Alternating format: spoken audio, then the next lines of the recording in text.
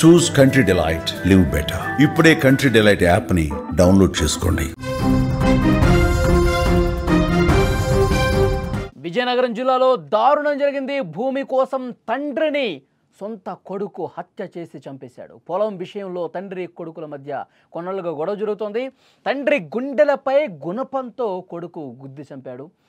ముందుగా అతను గుణపంతో కొట్టిన తర్వాత ఇంకా చావలేదు అని నిర్ధారించుకుని ముక్కు మోసి హత్య చేశాడు ఆ దుర్మార్గుడు. తండ్రి హత్యతో కొండకిండాం గ్రామం ఒక్కసారిగా ఉలిక్కిపడ్డ పరిస్థితుంది.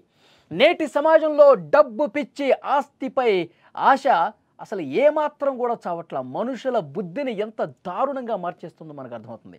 రక్త సంబంధాలకు ఏమాత్రం విలువ ఇవ్వకుండా కన్న వాళ్ళని హతమార్చేందుకు సైతం వెనుకాటంలా. అలాంటి దారుణమైన ఘటన ఆంధ్రప్రదేశ్లోని విజయనగరం జిల్లాలో చోటు చేసుకుంది. వైద్య ఖర్చుల కోసం పొలం అమ్మాలని చూసిన కన్న తండ్రిని సొంత కొడుకే అత్యంత కిరాతకంగా, పాశవికంగా చంపేశారంటే అసలు కన్న కొడుకుల మనస్తత్వాలు ఎంత దారుణంగా తయారవుతున్నాయి. తండ్రి ఉంటే ఏంటి, పోతే ఏంటి, ఆ పొలం ఎందుకు అమ్ముతాడు, ఆ పొలం అమ్మేస్తే నాకు డబ్బెట్లా, ఇలాంటి ఆలోచన. ఆ తండ్రి లేకపోతే నీకు అసలు జన్మెక్కడదా వెధవా అని చెప్పి అక్కడున్న గ్రామస్తులు అతన్ని తిట్టిపోస్తున్నటువంటి పరిస్థితుంది. కన్న తండ్రిని అంత దారుణంగా చంపుతావా, నీకు ఉరిశిక్ష వేసినా తక్కువే అని మాట్లాడుతూ ఉన్నారు. విజయనగరం జిల్లా బొండపల్లి మండలం కొండకిండాం గ్రామంలో ఈ దారుణమైన ఘటన జరిగింది. ఆ గ్రామ నివాసి 72 సంవత్సరాల పెద్దమజినాయుడు బాబు కొంతకాలంగా అనారోగ్యంతో బాధపడుతూ ఉన్నారు. తన వైద్యానికి అయ్యే ఖర్చుల కోసం కొంత పొలాన్ని అమ్మాలని కూడా ఆయన నిర్ణయించుకున్నాడు. ఈ విషయాన్ని తన కొడుకు గణేష్ కుమార్కి చెప్పాడు. అతడు ఖరాఖండిగా నువ్వు పొలం అమ్మటానికి వీల్లేదు, రేపో మాపో చచ్చేవాడివి, నీకెందుకు వైద్యం, నీవెందుకు చూపించుకోవాలి, పొలం అమ్మి లక్షల రూపాయలు తీసుకొని నువ్వు వైద్యం చేసుకుంటే తర్వాత నేను ఎట్లా బతకాలి, తర్వాత నాకు పొలం లేకపోతే నాకు భవిష్యత్ ఏది, నువ్వు ఎట్లా అమ్ముతావు, అమ్మటానికి వీల్లేదు, నువ్వు ఆ పొలం అమ్మే ప్రయత్నం చేస్తే చంపేస్తా. ఇది వాళ్ళ మధ్య జరిగినటువంటి వాదన అంతకుముందు.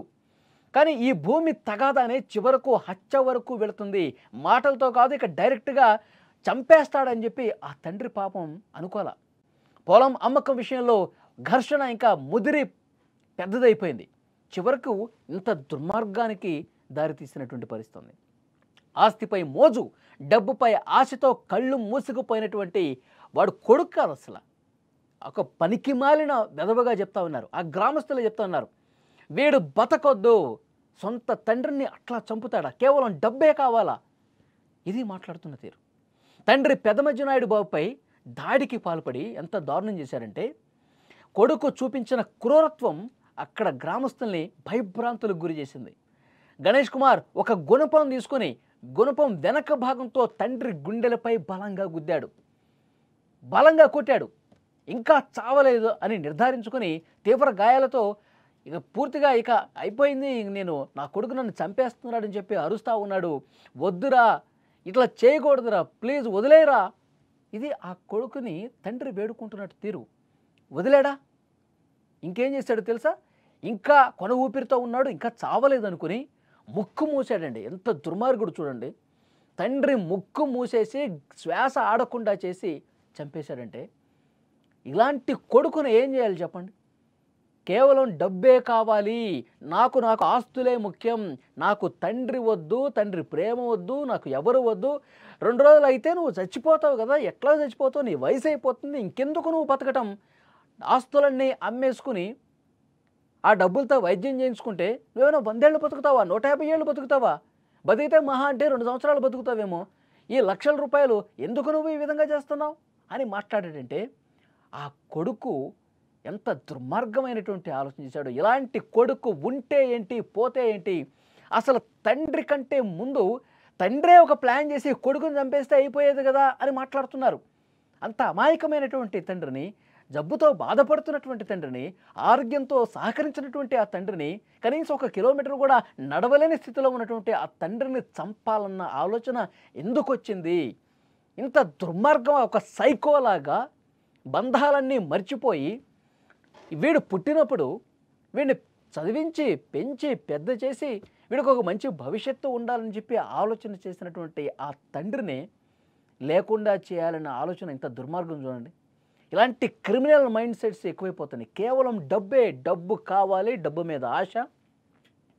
ఇది తప్ప బంధాలన్నీ కూడా పూర్తిగా పాతాళంలోకి పడిపోయిన పరిస్థితుంది. కన్న తండ్రిని ఈ విధంగా చంపినటువంటి ఈ కొడుకుని ఏం చేయాలి? ఇలాంటి కొడుకులు, ఒక సైకో వెధవల్ని జైల్లో పెట్టి నెలలు కాదు కొన్ని సంవత్సరాలు జైల్లో పెట్టాలి. అసలు ఊళ్ళోకి రానివ్వకూడదు అంటున్నారు. ఆ గ్రామస్తులందరూ కూడా మాట్లాడారు. తర్వాత వీడు అసలు మనిషి కాదు, వీడిని పోలీసులు అరెస్ట్ చేసి ఏదో కొన్ని రోజులు ఉంచి బయటికి తీసుకురావటం కాదండి. వీడి జీవితాంతం, వీడు బతికినంత కాలం తండ్రిని చంపానన్న ఆ మానసిక క్షోభతో, తండ్రిని చంపాను, చంపకుండా ఉండాల్సింది, నా తండ్రిని నేను ఎందుకు చంపుకున్నాను అని చెప్పి పశ్చాత్తాపడి కొన్ని సంవత్సరాల జీవితం మొత్తం జైల్లో గడిపేలా చేయాలి, జైలు నుంచి బయటికి రాకూడదు వీడు అని ఆ గ్రామస్తులందరూ చెప్తున్నటువంటి పరిస్థితి ఉంది. వాడికి గట్టి శిక్ష వేయాలి. అమాయకుడైనటువంటి, నిస్సహాయ స్థితిలో ఉన్నటువంటి, కనీసం ఒక శక్తి లేనటువంటి ఆ తండ్రి మీద ఇంత దుర్మార్గంగా ప్రవర్తిస్తాడా? వీడిని చాలా కఠినంగా శిక్షించాలని ఆ గ్రామస్తులు డిమాండ్ చేస్తున్నారు. ఈ వీడియో చూస్తున్న మీరు స్పందించండి. ఇలాంటి దుర్మార్గుడైనటువంటి కొడుకుని ఏం చేస్తే కరెక్ట్? వీడికి ఎలాంటి శిక్ష వేస్తే కరెక్ట్? పాపం ఆ పెద్దాయన్ని చూడండి, ఎంత దిగాలుగా కూర్చొని ఉన్నాడు. అంతకుముందు ఆరోగ్యం సహకరించట్లా, ఆరోగ్యం బాగు చేసుకుందాం, ఆసుపత్రిలో కొంత డబ్బు అవసరమైంది ఆరోగ్యానికి, మరి ఆ డబ్బు కావాలంటే పొలం తప్ప వేరే మార్గం లేదు. ఆ పొలాన్ని అమ్ముకొని కొంత డబ్బు చేసుకుని ఆరోగ్యం కొడుకు ఎలాగో చూపించట్లా. ఒరే నన్ను ఆసుపత్రికి తీసుకెళ్ళరా, నాకు ఆరోగ్యం బాగోలేదంటే వాడు అసలు పట్టించుకున్న పాపాన పోలేదు. ఒక్క రూపాయి కూడా తండ్రి ఖర్చు పెట్టట్లేదు. మరి తన పేరు మీద ఉన్నటువంటి ఆ పొలాన్ని అమ్ముకొని కొద్దిగా ఆరోగ్యమన్నా బాగు చేసుకుందామని ఆలోచన చేస్తే చంపేశాడు. ఏం చేయాలి? ఇలాంటి కొడుకును ఏం చేయాలి? తప్పకుండా మీరు కామెంట్ బాక్స్లో రాయండి.